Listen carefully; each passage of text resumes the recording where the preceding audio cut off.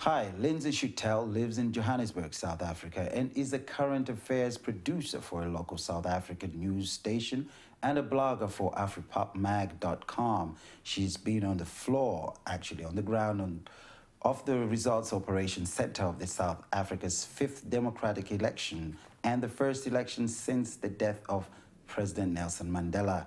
Lynsey joins us via Skype from her home in South Africa. Lynsey, welcome to Sahara TV. Thanks, Punga. Yeah, so this is the first election after the death of President Nelson Mandela, and this is also the first elections that the born frees were allowed to vote for the first time, and these are the people that were born after South Africa became independent, like 20 years ago. So can you briefly tell us how the elections were conducted this past Wednesday? Well, during the campaigning, what happened was that the ANC leaned a lot on Madiba's memories. So what they did, for example, was they would invoke his memory at rallies, at election rallies, and also, for example, literally posters saying, "Do it for Madiba." Do it for Data being grandfather in South Africa, and what South Africans refer to Madiba as. And I think what it worked in the sense that it wasn't only the campaigning. I think South Africans still feel that they owe Nelson Mandela a great deal. And so despite the fact that many are some people seem quite unhappy with the ANC and there has been dissatisfaction, we have seen their numbers drop, I still think the power of Nelson Mandela definitely came through. Okay, yeah. So Okay, so I was going to basically say, I see that quite a lot of parties took part in these elections, like these 2 pages full. This is from the Electoral Commission of South Africa. So can you tell us briefly, the major party was obviously the ANC, followed by the DA. Can you just tell us briefly, how this went by? Yeah. So what happened is this year we had the longest ballot paper that we've ever had since 1994. I'm not exactly sure what the number of how many parties there were. I think there were well over 20 parties. I think what happens is the parties differ depending on each province, but nationally, over 20 parties took place. So what happened was that the ANC remains the main party, but we've also had a lot of splinter parties since. In the last year, we've seen Agang, and the Agang was formed by Steve Biko's widow, Mampela Rampele, and then of course the Economic Freedom Fighters were launched last year, May, and they were started by Julius Malema, who was the expelled youth leader of the ANC. And we've also seen a number of small parties that, frankly, none of us had actually ever heard of until we got to the ballot paper. For example, many people were confused by a party called the BRA, which was the Bushbuckridge Residents Association. Bushbuckridge is a small town in the east of the country, and yet they were competing nationally. Well, this is kind of like a sign of showing true democracy, isn't it? I think so. I mean, 2 pages full of parties that are trying to run for presidency and, to be able to rule South Africa. Well, there's a debate about that. Look, the argument is the ANC will be in the lead for, some would say, the next 10 years, some would say the next 20 years. And they have been in the lead in the last 20 years.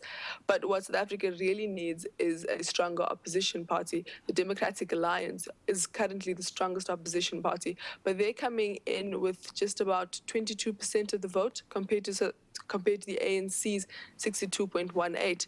And in the last election, we also saw opposition parties, and those opposition parties haven't been able to grow in the last 5 years. So I think the test of South Africa's democracy will come from the fact that we don't have a long list of opposition parties, but rather that we have a few really strong opposition parties that can maintain momentum, not only during election time, but in parliament and in the neighborhoods that they're present in. So we'll talk about the EFF party. This is the Julius Malema party, and it was drawing a lot of youth. And obviously, a lot of youth have been affected with a gross unemployment in South Africa.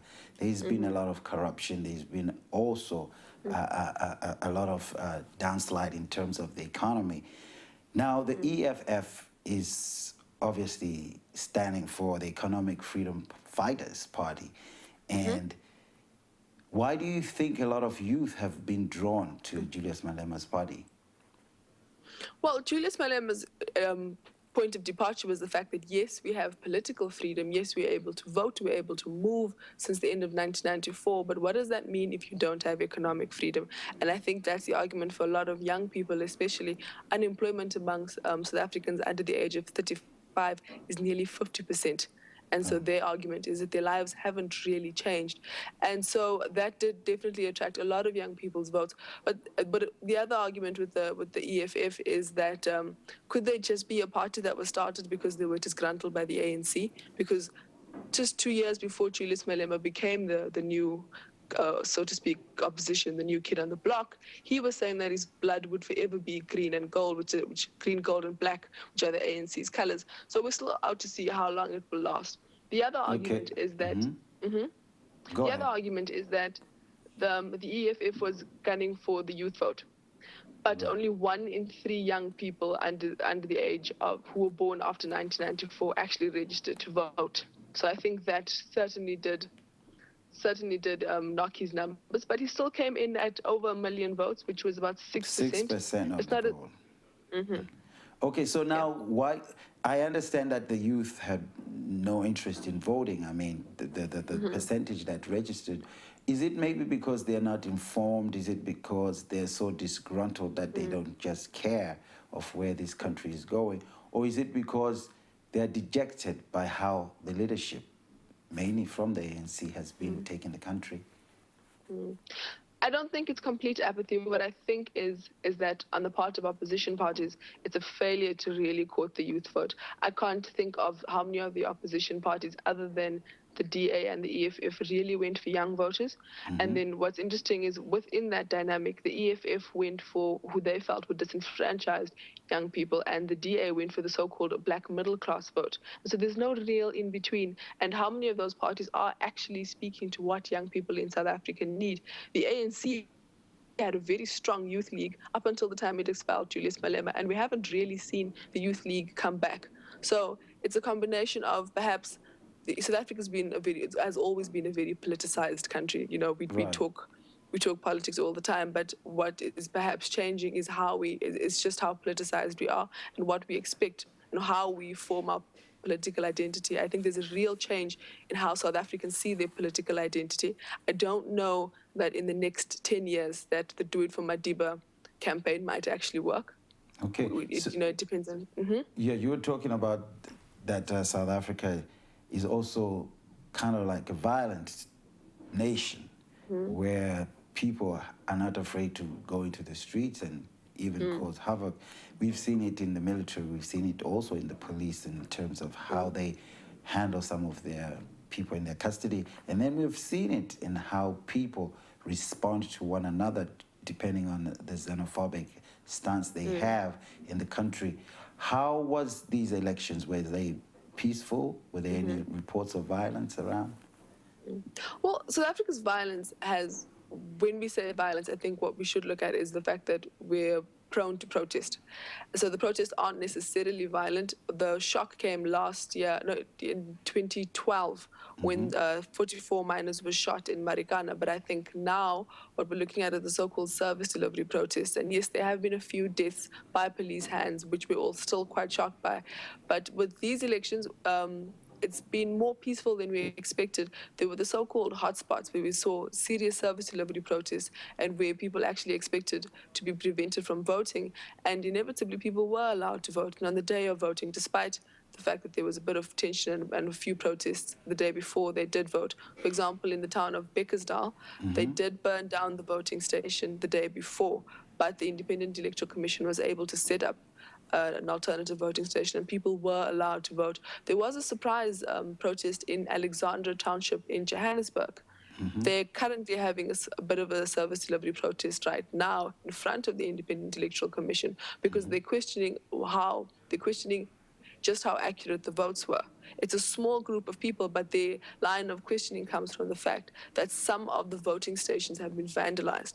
And although the Independent Electoral Commission says that those votes were actually already counted, the fact that the votes were then taken out of what was supposed to be a secure voting station and then thrown around in the street is what's worrying so many people, and that's why they're protesting tonight. Whether it will be successful, we'll have to wait and see. So when do you expect the results to be, complete? And I know it's 99.9%. Yeah. When is the announcement going to be? Tomorrow? Yeah. Next week?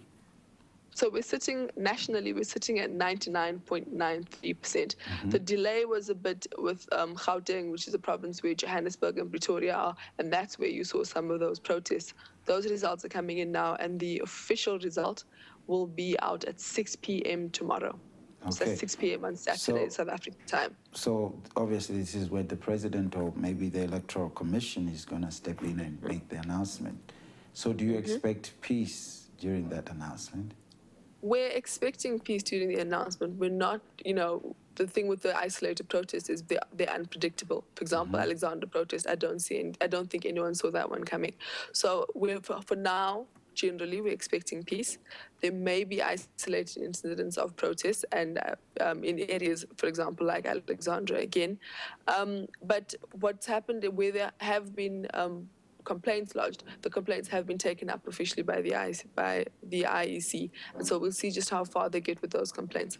Okay. Now, obviously, President Zuma's presidency has been dogged by a lot of scandals, and just before the elections, they managed to quell down the scandal. The latest one being the Nkandla, where he used public funds, allegedly, to build, and extend his home, complete with an Olympic-sized swimming pool, a helipad, and all the works in the middle of the village. What do you think the normal populace is going to say after he steps back in as president? The Nkandla, it's called the so-called Nkandla debate or debacle because it's all we've spoken about, it's all we've heard during the campaign from the opposition parties. And what the ANC has done is that they said they've referred it to a parliamentary committee. Right. Well, of course, the parliamentary committee can't function during elections, so the scandal hasn't disappeared. It's still hanging over his head. And we'd love to see what the ANC intends to do with it because Jacob Zuma is the presidential candidate once again because he is the ANC president. So it's interesting to see what will come out of that. But whether the Nkandla scandal was a topic amongst voters, that's an interesting one. For example, the ANC believes that the Nkandla scandal is only really a topic amongst voters in the urban areas. They've actually gone so far as to refer to some urban voters as the so-called clever blacks, right, which many middle-class black South Africans in urban areas find extremely insulting. They argue that people in the rural areas don't feel that way. And what some analysts are saying is that what you're beginning to see with the ANC is something with what happens with ZANU-PF, in that their support base moves more to the rural areas and the urban areas move more towards opposition parties. So we'll see what happens. Okay. Thank you very much, Lynsey Chutel. I'm kind of like taking your last name and But anyway, thank you very much for joining us, and that was a beautiful update of what's going on in South Africa. We are obviously going to tune in and wait and see exactly how these elections results are going to be tallied and then also presented to the world. But thank you.